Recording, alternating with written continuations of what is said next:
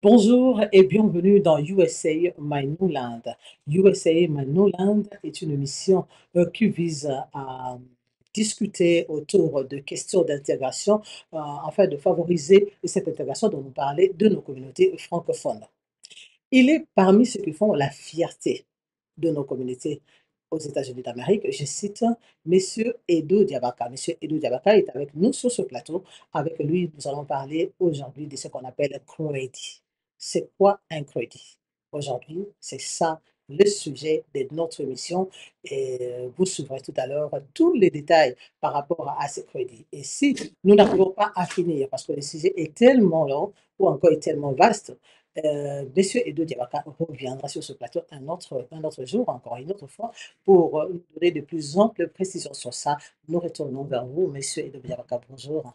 Bonjour, madame. Merci d'être venu de nouveau Je vous en sur ce prie. plateau. Je vous en Monsieur Edo Diawaka, prie. pouvez-vous nous expliquer, parce que vous êtes directeur financier à Georgia Institute of Technology, donc c'est-à-dire le finance, c'est votre domaine. Est-ce que vous pouvez nous expliquer exactement ce que nous appelons ici aux États-Unis d'Amérique credit?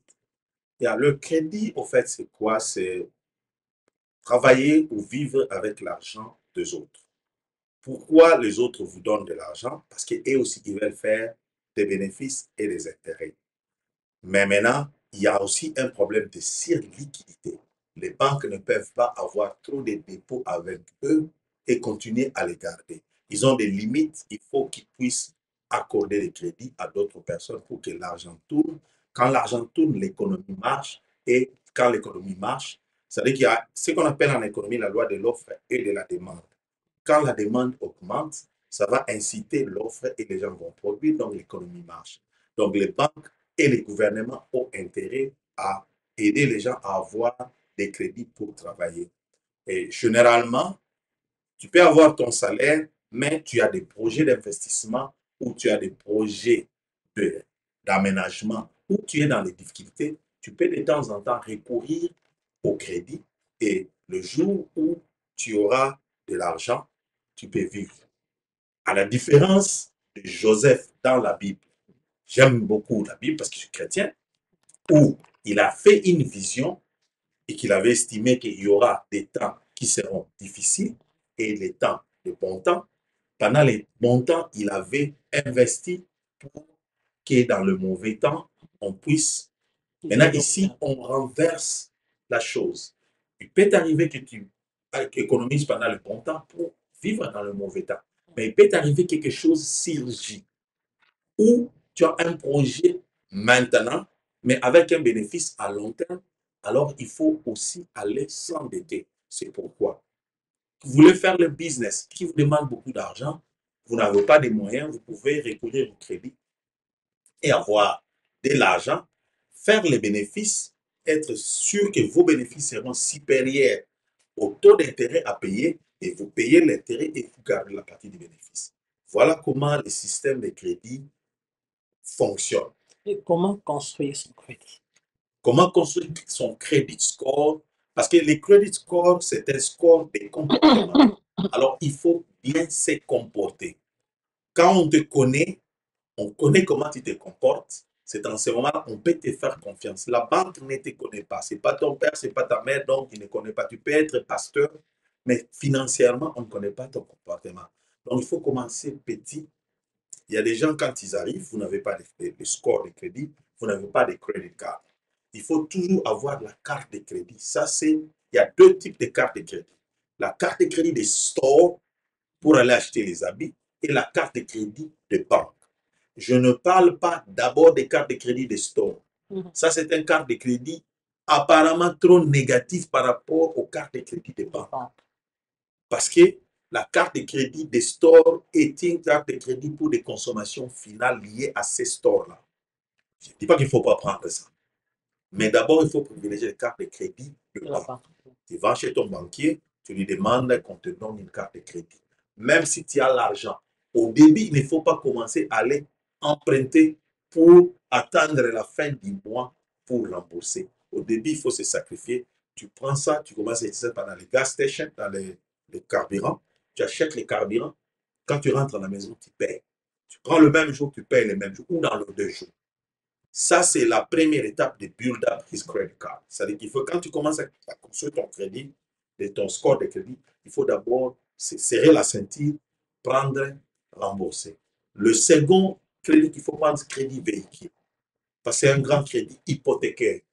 Parce qu'avant, tu prends, c'est ton argent, tu prends ce petit crédit, mais il faut passer au crédit véhicule.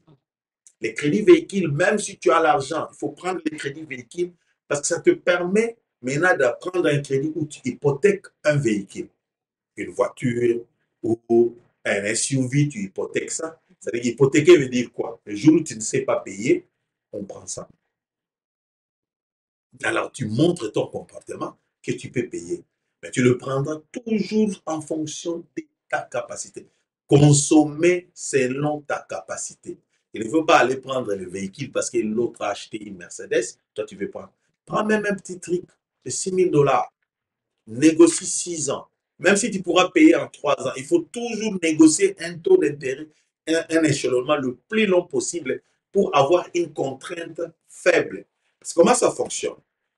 Quand je reviendrai sur l'autre type de crédit, tu prends un crédit, si on peut t'accorder jusqu'à 6 ans, prends 6 ans parce qu'on va diviser, on va décider que tu pourras payer autant par rapport au nombre d'années. Plus le temps, c'est plus le taux d'intérêt, effectivement, mais moins la contrainte. Quand tu as encore un low income, tu n'as pas beaucoup de revenus, il faut prendre plus de temps parce que la contrainte à toi, peut-être, c'est 120 $. Si tu prends 2 ans, c'est 500 $. Alors, autant mieux avoir une contrainte à 120 $, mais toi, tu payes 500 $. Mais ta contrainte à toi est à 120 $. Il y a ce qu'on appelle non penalty of principal. C'est-à-dire que quand tu payes plus, ça déduit sur ton principal. Donc, tu finiras par payer moins d'intérêt. C'est comme on dit, j'ai cassé le crédit. Ouais, tu casses ton crédit. Mais au départ, quand tu vas, il faut toujours regarder ton income. Il ne faut pas t'attarder à prendre un crédit à 2 ans où tu as une contrainte. Le jour où tu perds ton travail, tu auras à payer 500 $. Mais si tu n'avais pris que 120 $ par Comment mois, j'aurais à payer 500 $? mais parce que tu as un crédit de 500 $ par mois, mais tu perds ton travail, mais tu as le véhicule, il faut payer, non? Il faut chercher 500 $ à payer. Celui qui a pris pendant 5 ans, s'il perdait son travail, il n'aura que 120 $ à faire. Il faut toujours penser le côté négatif. Au cas où ça ne marchait pas, quelle sera ma contrainte? Tu minimises tes contraintes, tu maximises tes avantages. Et après, si tu gagnes plus d'argent, tu peux payer. Lorsque tu auras pris le crédit véhicule, tu peux maintenant passer à crédit maison. Ça, c'est l'idéal. Ça te sert quoi? Ça te sert, tu ne payes plus les loyers, tu payes les loyers chez toi-même, le propriétaire. Tu fais seulement les chiffres de ton loyer. Mais deuxièmement, ça te build up le credit score très rapidement. Ça te permet maintenant, si tu veux aller emprunter 100 000 $ cash, tu veux maintenant passer à ce qu'on appelle le personal loan. Lorsque tu as déjà une maison que tu as build up your credit, il faut éviter d'aller ce qu'on appelle le home loan equity. À prendre l'argent. Tu arrêtes avec les crédits hypothécaires. Home loan equity, tu as ta maison, tu vas acheter à 100 000 $ ou à 200 000 $, ta maison vaut maintenant 300 000 $. Tu as 100 000 $ d'equity. Equity, c'est la différence. Ta maison a gagné de l'argent, a gagné de la valeur.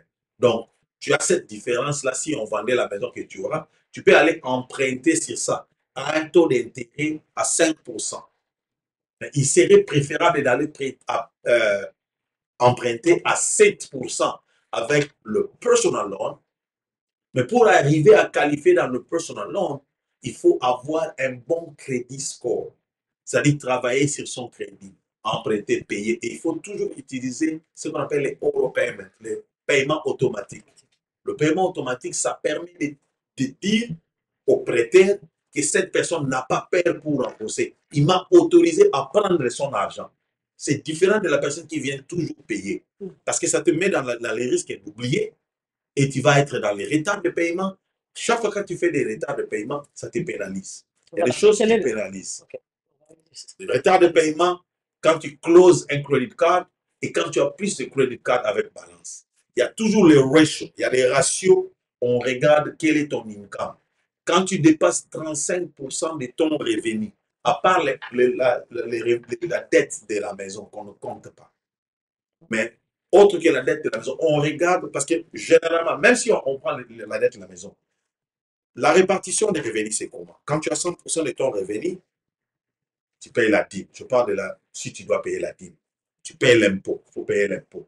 Mais le net income, ton net income, il faut que 20% soit pour toi-même, 30% jusqu'à 35%, tu réserves ça pour les paiements obligatoires, les loans, les crédits, les crédits dans le store, tout ça doit occuper 35% de ton revenu, 20% pour toi-même, ça te fait déjà 55%.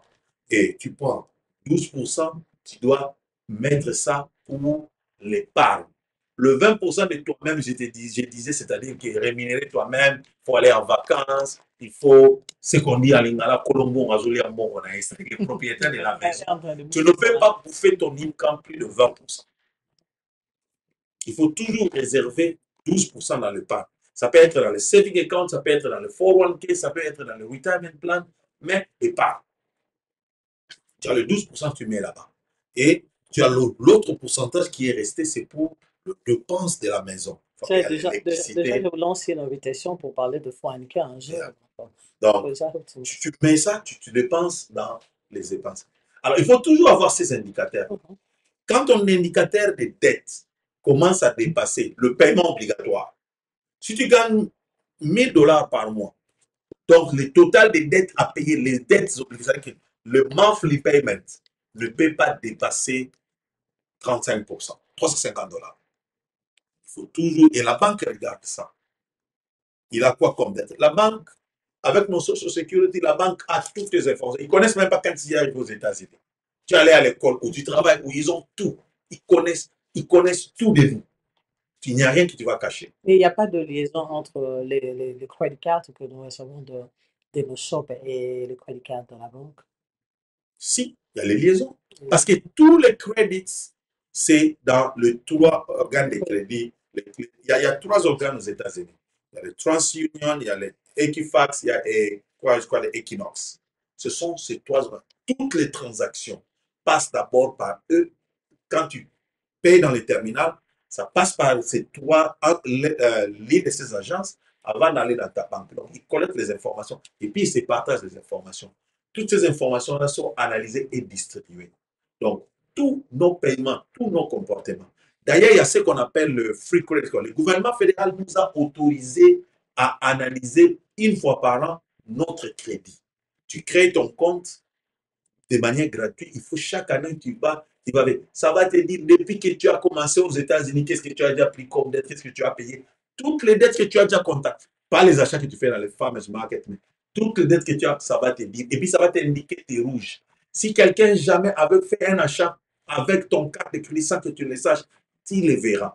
Quelqu'un avait oublié de payer, tu le verras. Et généralement, il faut toujours aller, on va te dire qu'est-ce qui est bon, qu'est-ce qui va, qu'est-ce qu'il faut créer. Tu avais une dette. Il y a seulement les histoires des hôpitaux qu'on n'envoie pas là-bas. Les dettes, je n'encourage pas les gens à ne pas payer les dettes des hôpitaux.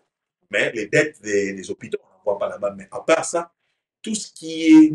Parce qu'il y a le problème des secrets médicaux. Les sont lourdes. Ça, c'est une autre discussion même. Les dettes des hôpitaux, on n'envoie pas là-bas. Secret médical. Mais toutes les autres transactions que tu fais, même les collections, tu vas trouver ça là-bas. Alors, il faut toujours faire un effort de rester dans le 35%.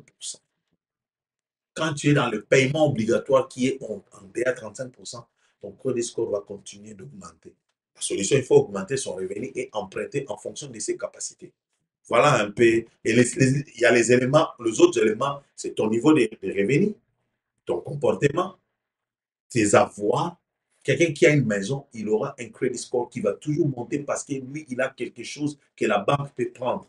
C'est lui qui est locataire, la banque n'a rien à prendre.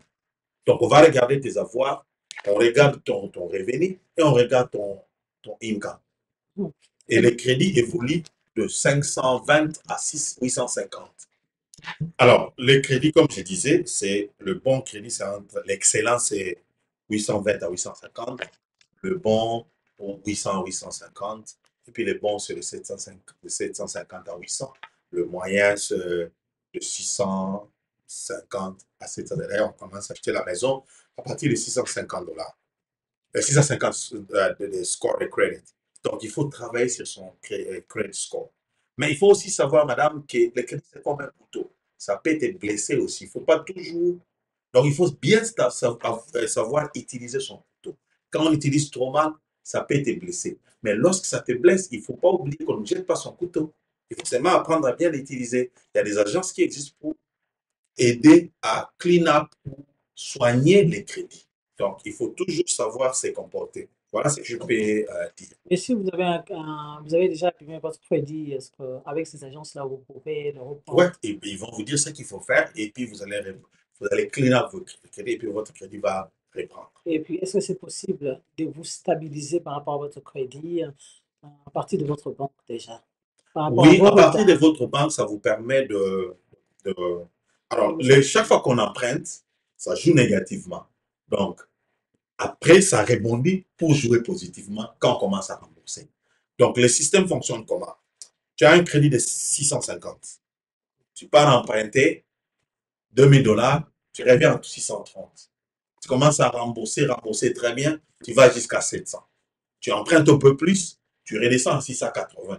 Tu rembourses, tu rembourses, tu rembourses, tu montes. Les jours où tu atteins 800, et si tu as un grand income, c'est là où ton revenu aussi joue.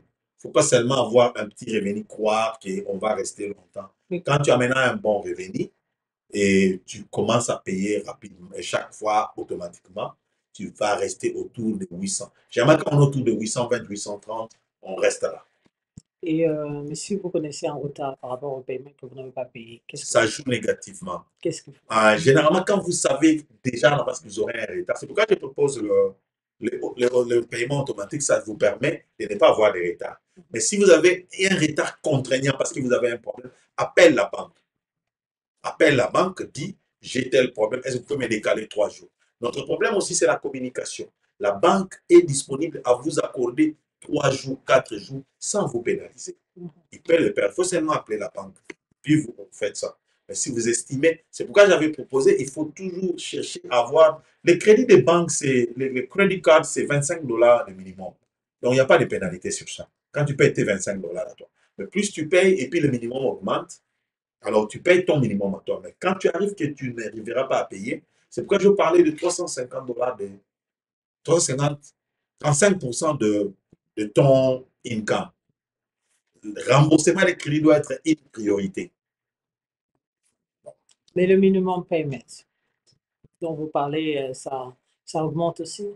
Le minimum, ouais, parce que le minimum, c'est à partir des pourcentages de ce que tu dois.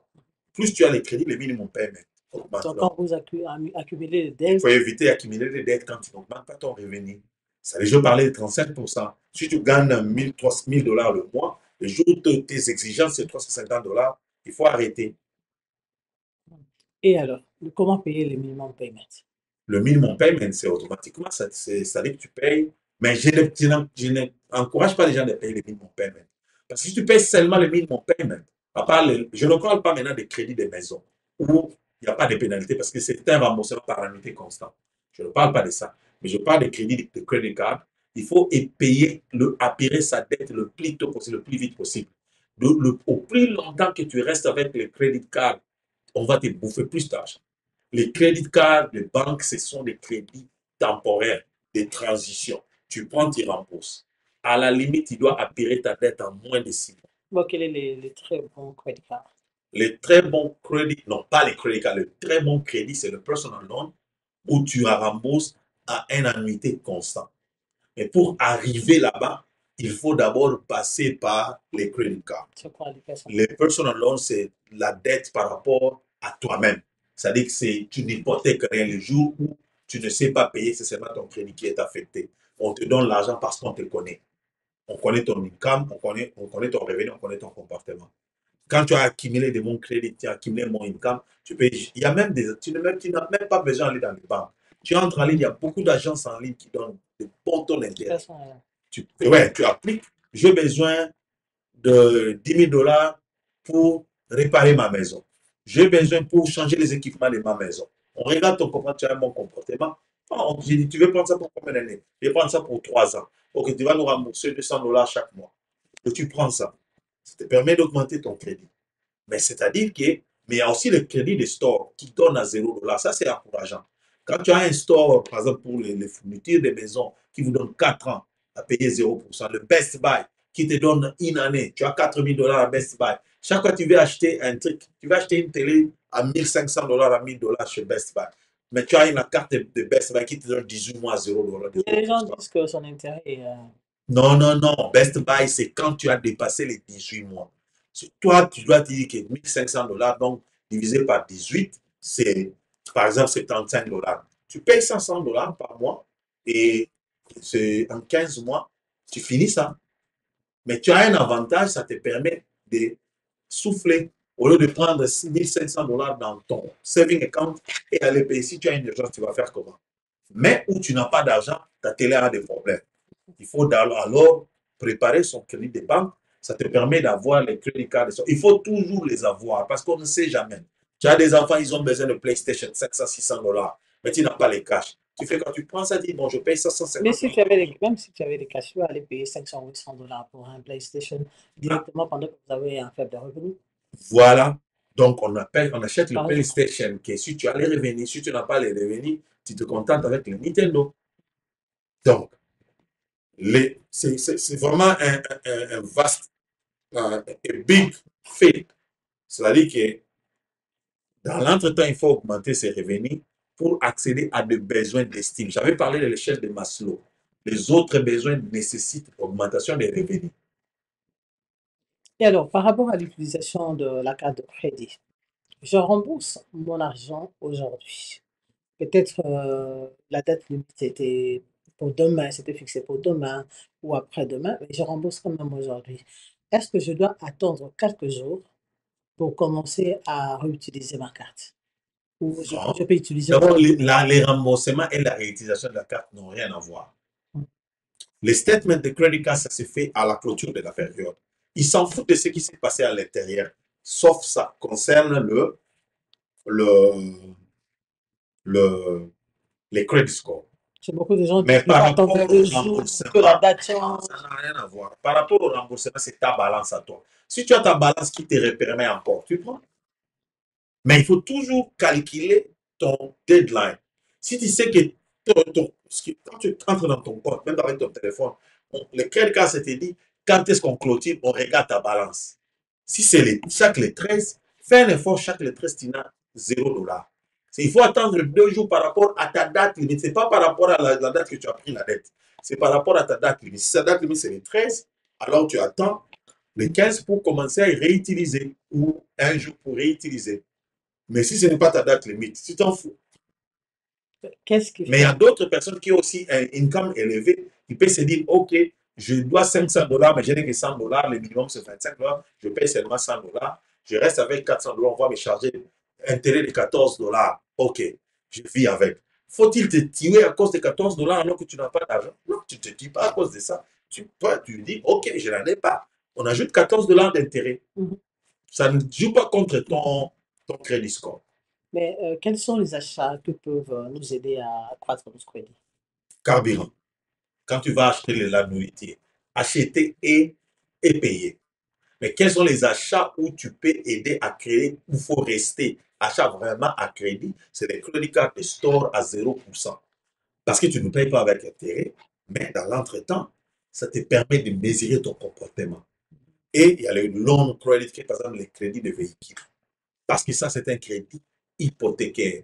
Ça, c'est pour te booster les incomes et te booster les crédits et ça te permet de te préparer pour acheter la maison. Quand on a déjà une maison, bon, on peut toujours avoir des crédits de maison, mais des crédits de véhicules, mais en fonction de tes capacités de remboursement.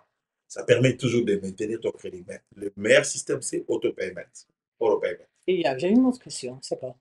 Est-ce que le montant à payer, peut-être mensuellement par rapport à une carte de crédit, doit être fixé? C'est la banque qui fixe le montant minimum. Mais c'est toi qui décides le montant à payer au-delà du montant minimum, en fonction de tes capacités. Si tu as pris cet argent, si tu as fait les overtime, au lieu de bouffer les overtime dans acheter la boisson, tu peux acheter 10% de la boisson, 20% de la boisson, ou 60% de la boisson, 40% tu payes les dettes. Parce que chaque fois quand tu as, c'est ça que je dis comportement. On va aussi regarder comment parfois tu payes plus que ce que tu es requis. Donc chaque fois quand tu as un income non prévu, tu as fait les overtime, ça t'arrive, Faut pas, oui, il faut envoyer l'argent en Afrique, mais il faut envoyer 100% en Afrique. Il faut toujours regarder son net income, ou son net, on dit ça comment en français, son net value, la valeur nette de tes avoirs en fonction de tes dettes. Si tu as 10 000 dollars en compte et que tu as 50 000 dollars de dettes, donc tu n'as que moins 40 000 dollars, tu n'as pas l'argent. Donc, il faut envoyer l'argent en Afrique, oui. Mais il faut toujours réfléchir, faut-il envoyer combien parce que je dois de l'argent aux autres. C'est pas qu'on t'appelle, oh non, tu vois, la maison de papa n'a pas été clôturée, il faut clôturer. Qu'est-ce que ça apporte de plus? Si la maison soigne, ça oui, on peut faire. La maison, une fois il faut être clôturée, il faut mettre la peinture, ça peut attendre. Jusqu'à ce que tu auras suffisamment. Donc, c'est parfois nos émotions. Nous sommes trop émotionnels dans le dépense. Il faut utiliser et l'émotion et la raison. Et nos maisons à louer, est-ce que ça apporte quelque chose à notre crédit? Non, les maisons à louer n'apportent rien dans le crédit, à part que tu payes. Il est déconseillé de rester très longtemps locataire. Très déconseillé. Il faut augmenter son revenu jusqu'à ce qu'à devenir propriétaire. Oh non, on ne peut pas devenir propriétaire quand on ne gagne pas beaucoup d'argent, c'est faux parce que les maisons, le prix, même les maisons de 30 000 dollars aux États-Unis, ça existe. Mais sauf que si tu habites dans un quartier de riches, tes maisons à toi. Les maisons, le prix des maisons à Gwinnett County, ce n'est pas le même prix à Latania. Ce n'est pas le même prix dans d'autres counties. Donc, je ne demande pas les gens doivent quitter Gwinnett. Tu veux vivre à Gwinnett, alors il faut gagner les revenus comme les gens de Gwinnett. Donc, bref, le problème, c'est avoir la vision. Comme on avait dit dans l'émission de la fois passée, quand on arrive, on a une vision. Si tu ne sais pas acheter la maison dans 2 ans, dans 3 ans, il faut commencer à compter ça comme un retard. Même si tu as d'autres contraintes, oui. Mais chez toi-même, il faut te dire que je suis en retard. C'est comme un garçon qui n'est pas marié à 30 ans. À 31 ans, tu commences à... Il ne faut pas dire, non, j'avais une copine qui a mis ma décision. Oui, mais il faut se dire qu'on est en retard. Je commence ta vie. Ouais. Donc, ouais, il faut prendre les choses en main. Après 3 ans, quand on arrive aux États-Unis, quand tu as le papier après 3 ans, si tu n'as pas encore acheté une maison, il faut déjà commencer à dire qu'on est en retard. Alors, plus tu as un mindset que tu es en retard, tu vas travailler pour augmenter ton income. Mais ça signifie quoi quand par exemple vous louez une maison et que vous quittez la concession dans laquelle vous êtes et que vous allez chercher une autre maison ailleurs et vous arrivez là-bas où on dit que vous n'avez pas un bon crédit, on ne vous donne pas. Mais on regarde votre Ça comportement. Ça signifie que votre comportement, vous n'êtes pas crédible.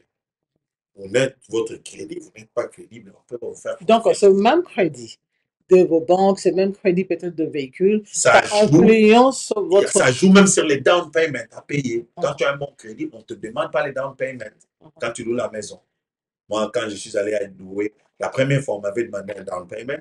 Tel fait que je cherchais à la maison, on m'a dit, tu n'as pas besoin de down payment. Tu as un bon crédit score. Et par rapport à ce gens qui ont peur de contracter un crédit. Mais ils ne comprennent pas comment le monde fonctionne. Je ne parle même pas des États-Unis, mais particulièrement les États-Unis ne comprennent pas. Les États-Unis, c'est le pays le plus endetté, mais c'est le pays le plus puissant. Posez-vous la question. Si vous voulez, on entre dans les débats économiques, on peut le faire. Ou dans les débats financiers, on peut le faire. Mais ce n'est pas l'objet de cette émission. C'est-à-dire que ne pas avoir des crédits. Tu peux avoir 20 000 dollars dans ton compte, moi, je n'ai rien. Nous allons chez Best Buy. Tu veux un ordinateur de 500 dollars, on ne te donne pas. Moi, on me donne à crédit. Alors que je n'ai rien dans mon compte. C'est par rapport à mon comportement. C'est par rapport à mon income. Mais quelqu'un qui est clean, comme je peux dire, lui achète... Les clean, on ne te connaît pas ton comportement. On ne te connaît pas. Quand tu achètes 4, ce n'est pas enregistré. On ne te connaît pas. On ne peut pas te faire confiance. C'est-à-dire, avant de te faire confiance, il faut avoir prouvé. On lui avait donné ça, il avait bien gardé ça, il avait bien rendu. C'est le proverbe des talents qu'on avait dit dans l'autre émission. C'est lui qui paye cash, c'est comme le serviteur là, il gardait son argent parce qu'il avait peur du maître. Il a dit, maître, moi tu étais tellement colérique, j'ai gardé ton argent. Le maître lui a dit, mauvais serviteur, retire-lui ce qu'il y a. Donnez à celui qui peut prendre les risques parce qu'on connaît son comportement. Voilà comment ça fonctionne ici. Merci beaucoup, mesdames et messieurs. Nous sommes à la fin de cette émission. J'espère qu'on En tout cas, vous avez été ravis et puis parce que cette émission a vraiment, vraiment, vraiment été très attendue. Nous avons reçu de messages de partout des gens qui nous demandaient de parler des credit cards, des credit score, des 401k. On va revenir un jour pour le 401k parce que c'est très, très important. Certaines personnes ont commencé à travailler même. Ils ont fait 2 ans, 3 ans sans savoir ce que c'est le 401k. Donc, on a beaucoup de choses à se dire au cours de ces émissions. J'espère que ça nous aidera, nous tous. Toutes ces choses que nous parlons, dont nous parlerons dans cette émission nous aideront et je sais que ça sera bénéfique pour nos communautés. Mesdames et messieurs, merci d'avoir été des nôtres ce soir, pardon, et à la prochaine occasion. Nous verrons. Merci.